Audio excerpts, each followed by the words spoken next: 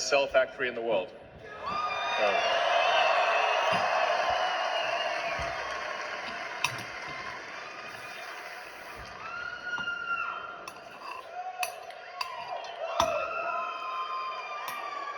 And then another major innovation is structural pack. So we're basically bringing to fruition the things that we said we would do.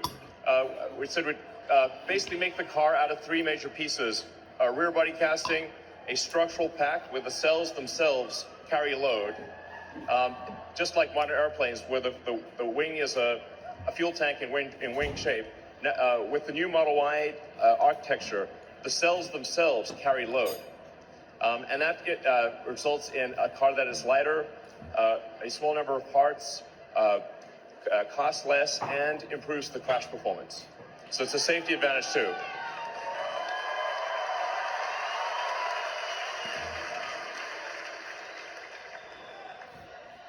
Yeah. I don't know if this works. So, all right. As I was saying, it's a revolutionary car manufacturing to basically make a car out of three major parts: a cast rear, a structural pack, and a cast front.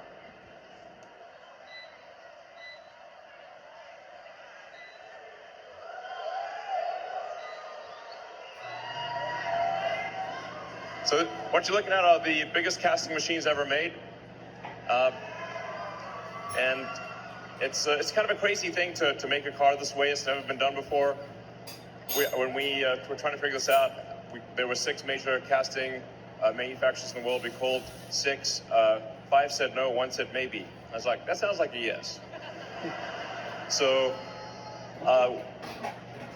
with a lot of effort and great ideas from the team, we've made the world's biggest casting machine work very efficiently to create and radically simplify the manufacturing of the car. So, as I was saying, raw materials in, a bunch of stuff happens, car out. So.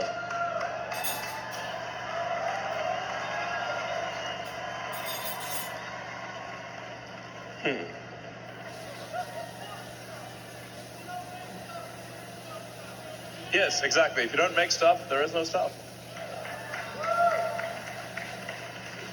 And we're aiming, just with the Model Y program alone, to get to 500,000 units a year. And then we're going to start manufacturing Cybertruck here next year.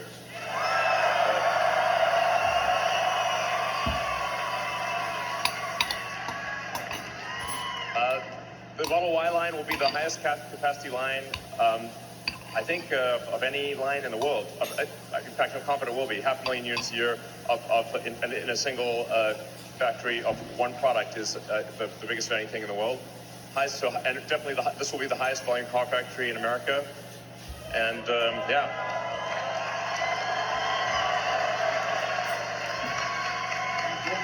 I know.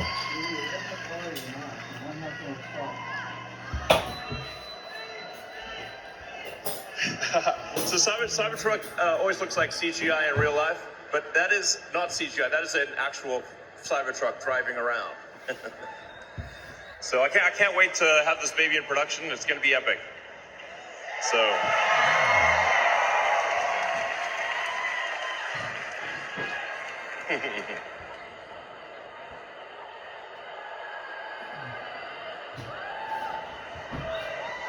So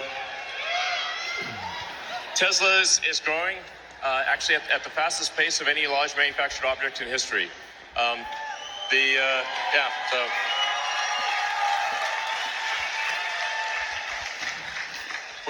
we've now exceeded the million.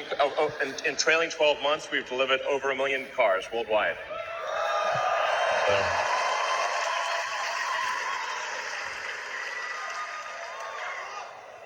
Now that said, there's still a long way to go, because that red bar chart is Tesla. So we can definitely, and then the blue is global vehicles. So you can see even though we did 1 million cars in the last 12 months, we're still like maybe a little over 1% of total vehicle output in the world. And we want to try to get to, I don't know, 20%, as much as we can to move the needle. So, and this is why scale matters. In order to make a real difference, a really big difference to sustainability, we have to make a lot of cars. We have to make a lot of stationary packs to transition the world to sustainable technology as quickly as possible.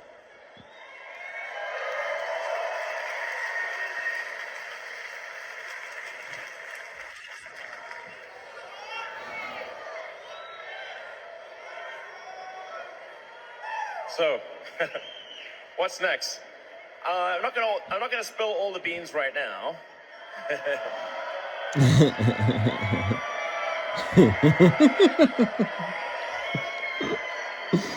But what I can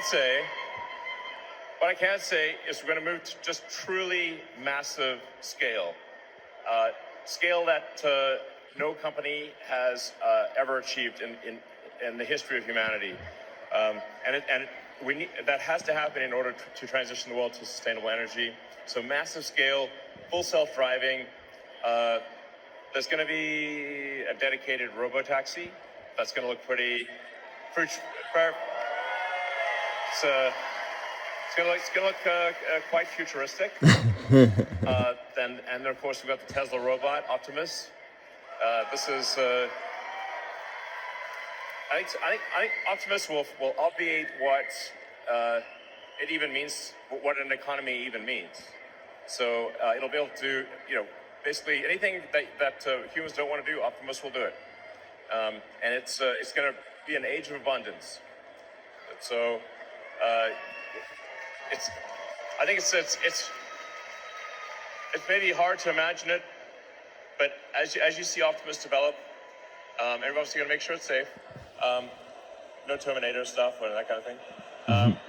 But it's really going to transform the world, I think, to a degree even greater than the cars. And then we've got, and I think we have a shot at being in production for version 1 of Optimus, hopefully next year. So. And then Cybertruck is coming next year. We'll be in production with Cybertruck next year. We'll be in production with the Roadster and with Semi. So that's all coming. All right, guys. There you go. There's your short interview, short description, debriefing on what happened yesterday in Austin, Texas. There you have it. The man, he said it, all the different things that'll be coming out. And this was my chance to show it to you guys the best way I could for the time I'm in right now. I'm in a rush, but I'll get more into detail about like statistics with Kathy Woods and what she sees happening in the next couple weeks, maybe, possibly. I'll just hint at this. We might have a massive drop, like 50% drop that happened 2 years ago when we had our market go down. I remember that. Stock went from $5 from $10 to $5. So that's relative to like everything else. So, Tesla went up to 2,000 or 2,500, and then it went down. So I think Tesla's plan possibly could be good to go down to 420 or below, and then get people to buy in at that, bring it up high, and then split it, and everyone gets a piece of the share. That would be the smart way to do it, the way to go. So I don't know. That's my thoughts. If you like this video, push the like button. That'd be super cool. If you like these videos, you can subscribe to Tuck Notes. It really helps out the channel. And you want to see any code from Elon Musk, follow me on Instagram at TuckRamLO. All right. I hope you have a good day. Like